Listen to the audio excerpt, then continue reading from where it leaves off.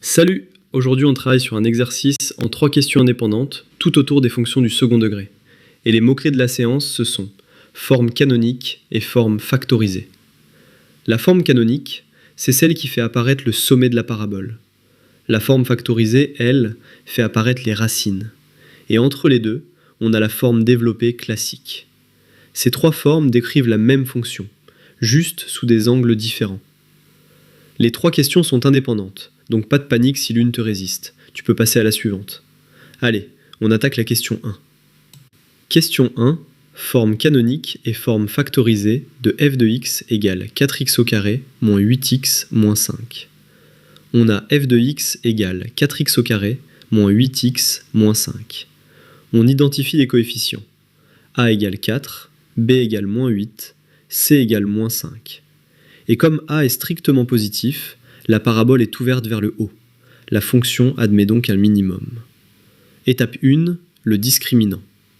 Delta égale b au carré moins 4ac, soit moins 8 au carré moins 4 fois 4 fois moins 5.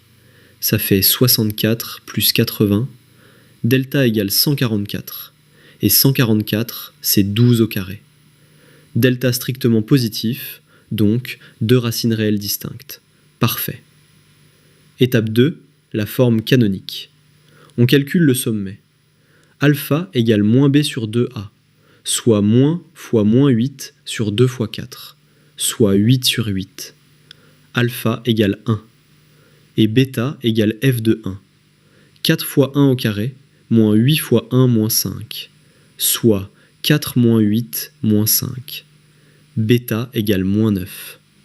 Forme canonique, f de x égale 4 fois x moins 1, le tout au carré, moins 9. Le sommet de la parabole est le point S de coordonnées 1,-9. Comme a est positif, c'est bien un minimum. On vérifie en développant. 4 fois x au carré moins 2x plus 1, moins 9, soit 4x au carré moins 8x plus 4, moins 9, égale 4x au carré moins 8x moins 5. Nickel, c'est correct. Étape 3, les racines. X indice 1 égale moins b plus racine de delta sur 2a, soit 8 plus 12 sur 8, soit 20 sur 8, 5 demi. Et x indice 2 égale 8 moins 12 sur 8, soit moins 4 sur 8, moins 1 demi. Étape 4, la forme factorisée. On utilise a et les 2 racines. f de x égale 4 fois x moins 5 demi fois x plus 1 demi. Et en regroupant les facteurs 2 pour simplifier, f de x égale 2x moins 5 fois 2x plus 1. Voilà la forme factorisée. Et les solutions de f de x égale 0 sont x égale moins 1 demi et x égale 5 demi. Vérification rapide. 2 fois moins 1 demi plus 1 égale 0. Et 2 fois 5 demi moins 5 égale 0. Les 2 racines sont confirmées. Question 1, mission accomplie. Question 2, forme canonique et tableau de variation de g de x égale moins 3x au carré moins 18x moins 20.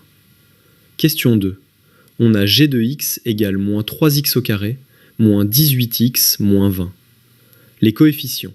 A égale moins 3, B égale moins 18, C égale moins 20. Attention, retiens bien, A est négatif ici. Ça veut dire que la parabole est ouverte vers le bas. Donc G admet un maximum, pas un minimum. On cherche la forme canonique par complétion du carré. On factorise d'abord par A égale moins 3. G de x égale moins 3 fois x au carré plus 6x plus 20 tiers. Maintenant, on identifie le carré parfait, dans x au carré plus 6x. On remarque que x au carré plus 6x égale x plus 3, le tout au carré, moins 9. Donc, g de x égale moins 3 fois x plus 3 au carré, moins 9, plus 20 tiers. On simplifie le crochet. Moins 9, c'est moins 27 tiers. Donc, moins 27 tiers plus 20 tiers, ça fait moins 7 tiers. G de x égale moins 3 fois x plus 3 au carré, moins 7 tiers. On distribue le moins 3. g de x égale moins 3 fois x plus 3 au carré plus 7. Voilà la forme canonique. Vérification. Moins 3 fois x au carré plus 6x plus 9 plus 7. Soit moins 3x au carré moins 18x moins 27 plus 7. Égale moins 3x au carré moins 18x moins 20. C'est bien notre g de x. Parfait. Le sommet se lit directement. Alpha égale moins 3 et bêta égale 7. Le sommet est le point S de coordonnées moins 3,7. Et comme A est négatif, c'est un maximum. Tableau de variation. Comme A est strictement négatif, G est croissante de moins l'infini jusqu'à moins 3, puis décroissante de moins 3 jusqu'à plus l'infini. La valeur maximale est 7, atteinte en x égale moins 3, et G tend vers moins l'infini aux deux extrémités. Question 2 terminée. On a la forme canonique et le tableau de variation. Au suivant. Question 3. Trouvez l'expression de h à partir de son graphique. Question 3, et celle-là est vraiment intéressante. On ne part pas d'une formule, on part d'un graphique, et on doit retrouver l'expression de h. On lit sur le graphique plusieurs informations précieuses. Le sommet de la parabole est le point S de coordonnées 2,9. La parabole est ouverte vers le bas, donc A sera négatif, on le pressent déjà. La courbe coupe l'axe des abscisses en deux points. A de coordonnées moins 1,0 et B de coordonnées 5,0. Et elle coupe l'axe des ordonnées en C de coordonnées 0,5. 4 informations, 3 méthodes possibles. On va utiliser les 3 pour croiser les résultats. Méthode 1. On part de la forme canonique. Le sommet S de coordonnées 2,9 nous donne directement alpha égale 2 et bêta égale 9. Donc, h de x égale a fois x moins 2, le tout au carré, plus 9. Il ne reste qu'à trouver a. On utilise le point C de coordonnées 0,5, qui appartient à la courbe. Donc, h de 0 égale 5, soit a fois 0 moins 2 au carré, plus 9, égale 5. Ça donne 4a plus 9 égale 5. Donc, 4a égale moins 4. A égale moins 1. Bingo. Forme canonique, h de x égale moins fois x moins 2, le tout au carré, plus 9. Méthode 2. On développe pour obtenir la forme développée standard. Moins x moins 2 au carré plus 9, c'est moins x au carré, moins 4x, plus 4, plus 9. On regroupe les constantes. H de x égale moins x au carré, plus 4x, plus 5.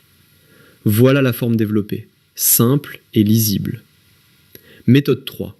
On part des racines a et b. Les racines sont x égale moins 1 et x égale 5. Donc, h de x égale a fois x plus 1 fois x moins 5. Avec a égale moins 1, h de x égale moins fois x plus 1 fois x moins 5. Voilà la forme factorisée. Vérification croisée. h de moins 1 égale moins fois 0 fois moins 6 égale 0. Racine confirmée. h de 5 égale moins fois 6 fois 0 égale 0. Racine confirmée. h de 0 égale moins fois 1 fois moins 5 égale 5. Point C confirmé. Et h de 2 égale moins fois 3 fois moins 3 égale 9. Sommet S confirmé. Tout est cohérent. Question 3 résolue. Et voilà, les 3 questions sont bouclées. 3 fonctions, 3 approches, et à chaque fois, on a su tirer le meilleur parti des informations disponibles. Faisons le bilan. Pour la question 1, on a trouvé la forme canonique 4 fois x-1 au carré moins 9. La forme factorisée 2x moins 5 fois 2x plus 1 et les racines moins 1 demi et 5 demi. Pour la question 2, la forme canonique de G est moins 3 fois x plus 3 au carré plus 7, avec un maximum de 7 en x égale moins 3. Et pour la question 3, h de x égale moins x au carré plus 4x plus 5, qu'on peut écrire sous 3 formes équivalentes. Retiens bien la méthode générale. Pour passer à la forme canonique, on calcule le sommet avec alpha égale moins b sur 2a, puis bêta égale f de alpha. Pour la forme factorisée, on calcule le discriminant et on utilise les racines. Et quand on part d'un graphique, comme en question 3, on repère d'abord le sommet pour la forme canonique, puis on utilise un point connu pour trouver le coefficient a. Un point fondamental à retenir. Le signe de a change tout. Si a est positif, la parabole est ouverte vers le haut, et la fonction a un minimum. Si a est négatif, elle est ouverte vers le bas, et la fonction a un maximum.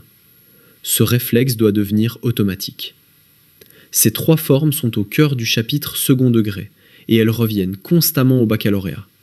Maîtrise-les, et tu seras à l'aise sur la majorité des questions qui touchent à ce chapitre.